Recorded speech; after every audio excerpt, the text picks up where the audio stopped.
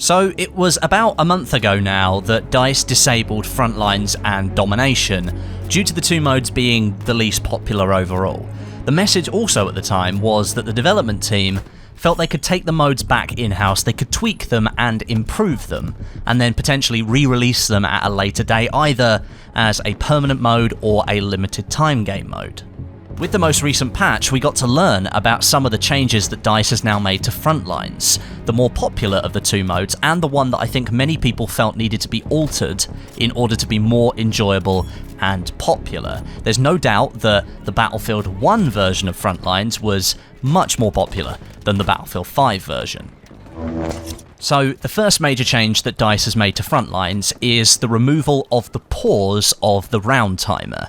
Now, if you're a longer time Battlefield player, you'll probably remember back in the Battlefield 1 days, when Frontlines was first introduced with the French DLC, that the timer in that version of the game mode was broken, and matches would continue on infinitely until one team managed to knock out the other team's two bomb sites. There were actually some Twitch streamers at the time who clocked in matches that lasted well over 3 hours, which for a game like Battlefield is really pushing things to the extreme. Now, in Battlefield 5, the round timer has been problematic for DICE because it was creating inconsistent and unpredictable round times. The timer would pause whenever the mode was switching between objectives, and that would elongate the round. If you had lots of that backwards and forwards action with teams pushing forwards and then having to fall back all the time, the pausing of that timer would create a situation where many players started quitting rounds because, well, they were just going on for too long, which of course makes the experience worse for the people who stay behind in the match and stay on the server. So to try and stop this happening, the round timer pause function is being completely removed from Frontlines as of this patch, so when the mode reappears, you'll have matches that either end with one team knocking out the bomb sites before the timer is reached, or the maximum timer length is actually reached. No more pausing in Frontlines. Next up on the list of changes, DICE is attempting to remove the so-called ping-pong effect from the Frontlines mode. This was a bigger issue on the larger setups of the mode, so on maps like Hamada, where much longer distances between flags combined with a short capture time would create scenarios where the advancing team wasn't actually able to get to the next objective before the defenders captured it, and then the defenders became the attackers and pushed everybody back. So those players who just run over 150 meters, they'd have to do a 180 and then run all the way back to the previous flag again. That's the ping-pong effect. Now, I know Hamada was a big offender for this issue. Multiple flags on that map have 150 meters plus runs between them. So to address this issue, the team has altered some of the layouts of the Frontlines mode on the maps it's supported on, and they've also done a pass on the capture times of the flags. And depending on how many flags are on the map, the timer has been increased by a different amount. So the 3 flag maps, they have the longest capture time now, 5 flag maps sit in the middle somewhere, and 7 flag maps, they take the shortest amount of time to capture. So all in all, this should help remove the ping-pong effect, although it is an inherent problem within Frontlines that sometimes you just go backwards and forwards for a good 10 minutes whilst you're playing. It's not going to eradicate the issue completely, but it might stop it happening for, the entire round. The DICE team has also had a look at some of the accessibility mechanics of the Frontlines game mode. They have data to suggest that many new players, perhaps players who didn't play the mode in Battlefield 1 or they're just joining the game for the first time, these newer players aren't really understanding how the mode actually works, and they're not properly taking advantage of the UI information that the game provides. A large part of the issue within the Frontlines mode is that many players don't actually know where they need to be at any particular time. The flag lock mechanic that Frontlines uses to signify the next objective that's going to be fought over appears to have been confusing players more than helping them, and so to fix that, DICE is going to update the mechanic. Now, once one flag is captured by a team, the next flag in the row is immediately activated and visible, and the lock icon appears next to the flag icon instead of the icon actually just being a lock. You can then move up to the flag as you did before, but you won't be able to start capturing it before the lock has disappeared from the screen. So as I said, instead of a massive lock icon, the older flag icon is returning and the lock icon becomes secondary. And the hope is that newer players will understand that the objective icon is telling them where to go. Also, the vehicle spawn locations, those are being changed with this patch as well. So on the larger maps, usually if you spawned in a tank, then you'd have quite a bit of a drive before you got to the action.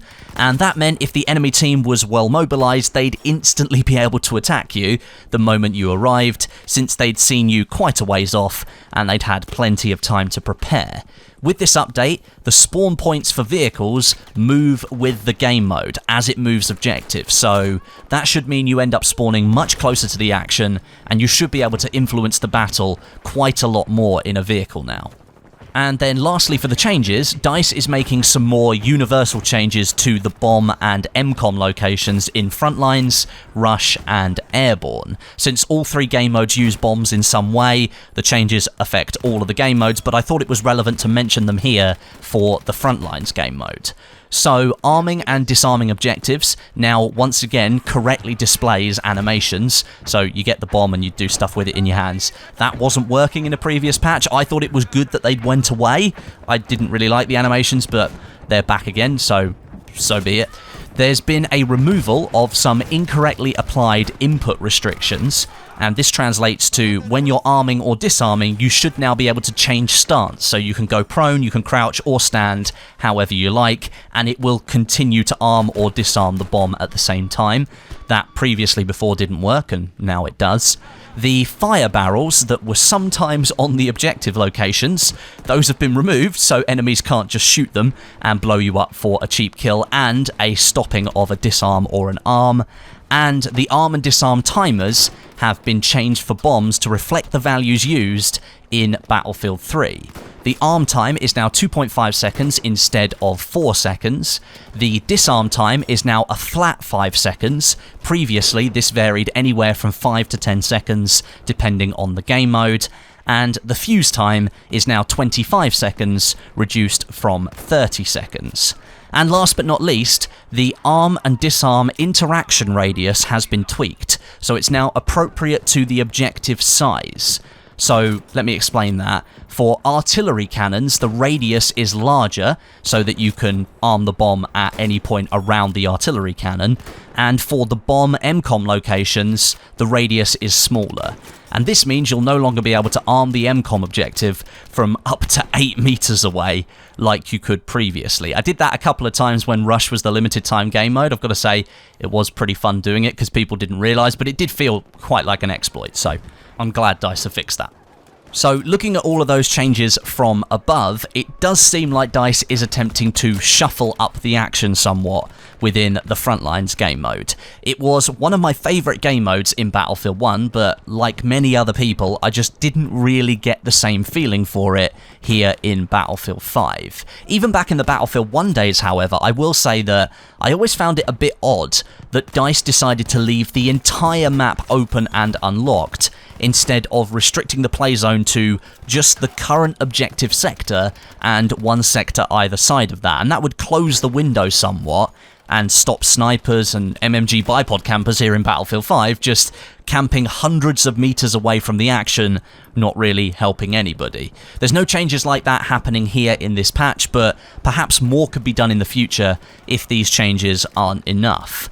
At the moment, though, there is no official date that Frontlines is returning to Battlefield 5, and this is the reason why I didn't really mention any of this in my patch notes video, because I thought it might confuse people if I spoke about Frontlines in the patch notes video for a patch that doesn't actually activate Frontlines, so that's why I made a separate video.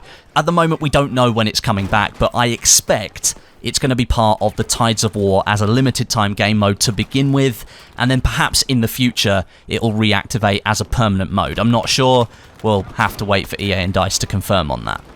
But I think most importantly, you guys should let me know what you think of these changes. Do you think they're going to help improve the Frontlines game mode, or is more going to be needed for it to be popular again? Let me know your thoughts and opinions down below in the comments section. A big thank you for watching today and all the support on the channel over the last couple of weeks. Things are going really well over here at the moment, even though within Battlefield 5 things aren't so great. It seems that people are still interested in finding out about this game, but they're still apprehensive about jumping back in because, you know, of all the bugs and stuff like that.